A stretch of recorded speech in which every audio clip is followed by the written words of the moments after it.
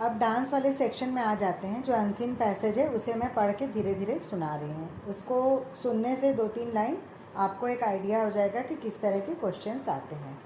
Dance has occupied a central place in educational theory since the time of the ancient philosophers, जिनमें मैंने पहले भी इनके बारे में बताया है, Plato and Aristotle, who believe that dance contributes to aesthetic and moral and intellectual values as well as to enhancing the physical adaptation and overall development and well-being. इसमें और कुछ मेन पॉइंट्स है। इसमें टाइम पीरियड दिया है कि the activities help between 100 to 200 AD and एक और टाइम पीरियड दिया हुआ है 1478 से 1529। और इसमें जो है जॉन लॉक का टाइम पीरियड दिया हुआ है 1632 एंड से 1704। अब इस अनसीन पैसेज को पढ़ने का ये मकसद है जिसमें इंडियन एंड वेस्टर्न जो फिलोसोफर्स हैं उनके क्या ओपिनियन है डांस के बारे में, उसको इसमें दर्शाया गया है। In America dance has been a part of education since, इसमें दिया है colonial time when dance masters provided the more prosperous families with training in graceful boldly movement and social skills। इसका मतलब ये है कि जो मैंने मॉडर्न डांस और वेस्टर्न बैले के बारे में बताया है वो सारा इस चीज़ में दिया हुआ है। इसका सार यही है। इसलिए मैंने पूरे अनसीन पैसेज को हूबहू वैसे इसलिए नहीं पढ़ा जिससे कि टाइम वेस्ट हो, आपको एक आइडिया लग जाए, इसके लिए मैंने अनसीन पैसेज को इस तरह से पढ़ के सुनाया है। बाकी मैं इसका स्क्रीनशॉट आपके साथ शेयर कर रही हूँ। इसी को देख के इस तरह के क्वेश्चंस आते हैं जिसमें फ़िलासफ़र भी हो सकते हैं और वेस्टर्न बैले या फिर इंडियन डांस का कुछ भी हो सकता है। तो उसके हिसाब से आप जो है इसका आंसर दीजिए और वीडियो में अंत तक जुड़े रहिए। पहले सेक्शन में आ जाते हैं। सभी छाया, रंगमंच और कठपुतली रंगमंच की सभी विधाएं, जिसमें रौद्र है और मेरी योनेट भारत में प्रचलन है। यहाँ इसके प्रयोग के बारे में जब बात होती है तो उसमें परिष्करण और उन्नयन में कमी हो सकती है।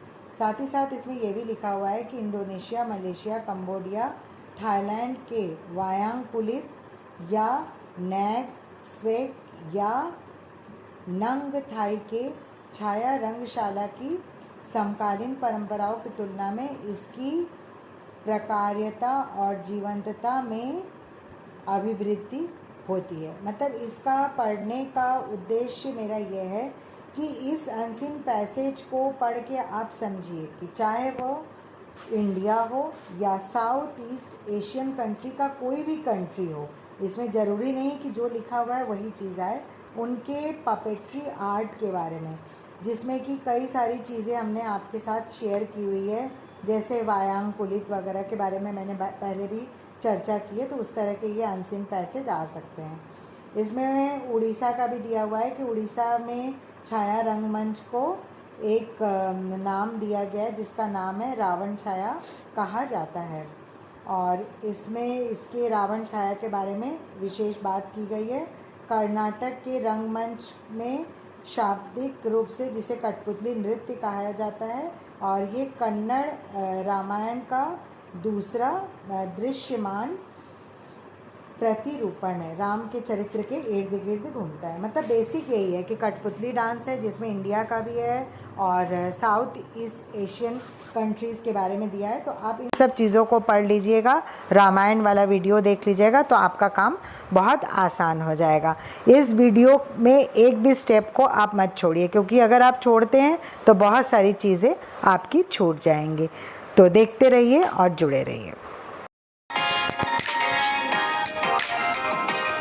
होता है तो एलाट्टम और मातलम का प्रयोग होता है। इनमें से कौन सा कथन सत्य है?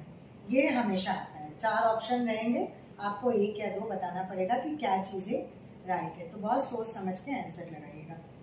इसमें 2 कथन 4 में थे, इसमें से 2 मैंने नोट किए हैं। वैष्णव शास्त्र के अनुसार श्रृंगार रस के 5 भेद है। सूत्रधारी नाच आसाम का है। इनमें से कौन सी जातियों में 5 और 7 मात्राओं के ताल नहीं लिखा है, मात्राएं होती है लिखा है? तो खंड और मिश्र। ये भरतनाट्यम के स्टूडेंट को मालूम है, क्योंकि कर्नाटक शैली में खंड में 5 मात्रा, मिश्र में 7 मात्रा।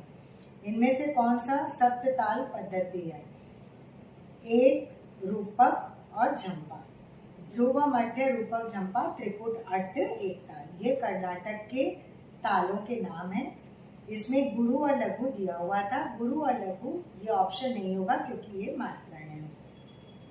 इनमें से किसने 2023 में कुचिपुड़ी नृत्य में अमृत पुरस्कार प्राप्त किया? ध्यान से नोट करिएगा। महान काली श्रीमन नारायण मूर्ति।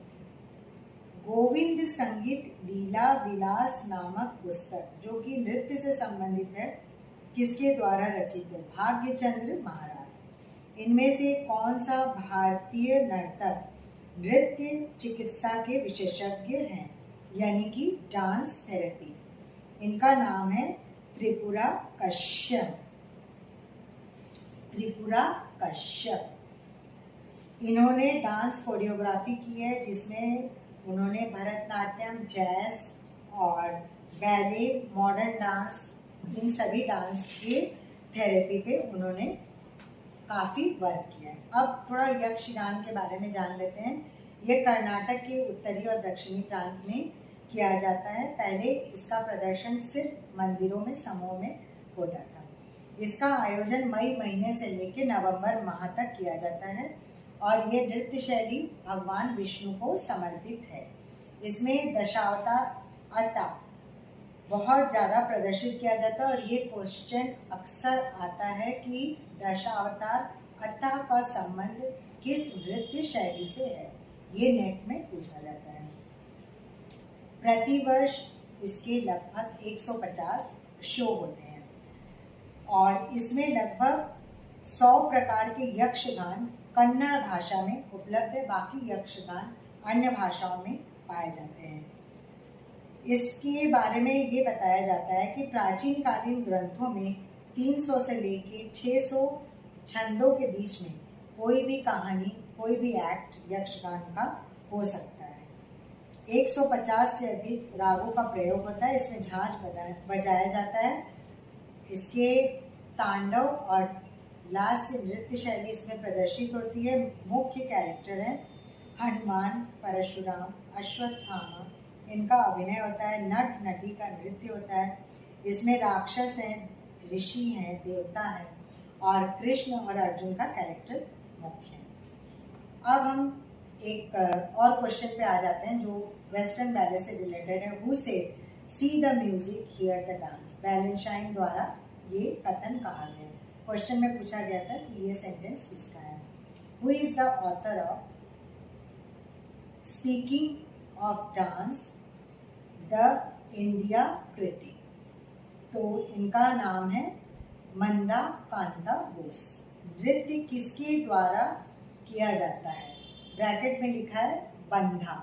उसमें 4 प्रकार के ऑप्शन दिए थे। तो ये गोतीपुआ द्वारा किया जाता है, जो कि रथ यात्रा के समय रथ के आगे आगे चलते हैं। ये स्त्री वेश में नृत्य करते हुए पुरुष होते हैं। इनमें से क्या कथाकली से संबंधित है?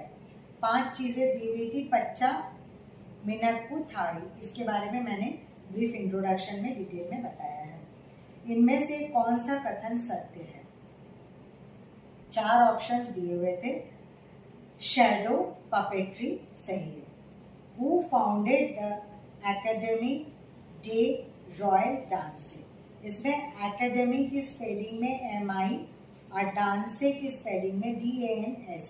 तो Louis 14। Again western ballet, modern dance से रिलेटेड ये क्वेश्चन है। किस नृत्य में दशावतार शब्दम और मंडूक शब्दम प्रस्तुत किया जाता है। तो कुचिपुड़ी नृत्य शैली है जिसमें विभिन्न प्रकार के शब्दम होते हैं। भरतनाट्यम और कुचिपुड़ी के अलावा किसी अन्य नृत्य शैली में, क्लासिकल नृत्य शैली में हमें शब्दम का प्रयोग देखने को नहीं मिलता है। निम्नलिखित महाकाव्य पात्रों में से बेजोड़, मतलब ऑड वन को अलग करिए। सुग्रीव, बाली, शिखंडी, हनुमान। तो इसमें आंसर होगा शिखंडी। भरत ने श्रृंगार रस के लिए कौन सा वर्ण निर्धारित किया है? तो श्याम। आप रस वाला वीडियो देख लीजिएगा, सारे कलर के बारे में बताया गया। निम्नलिखित में से 3 एक अधिनियम रूपक की पहचान है। मतलब रूपकों के नाम तो दिए हुए हैं, लेकिन उसमें से 3 एक ही अधिनियम के अंतर्गत कौन कौन से आएंगे?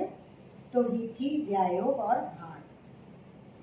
अब north to south dance form को लगाना है। तो इसमें पहले नंबर पे होगा माएबी, दूसरे नंबर पे बाई, तीसरे नंबर पे महारी और चौथे नंबर पे स्वदासी। इनमें से किसे नंगे पांव नर्तक यानी बेयर फुट डांसर के नाम से जाना जाता है?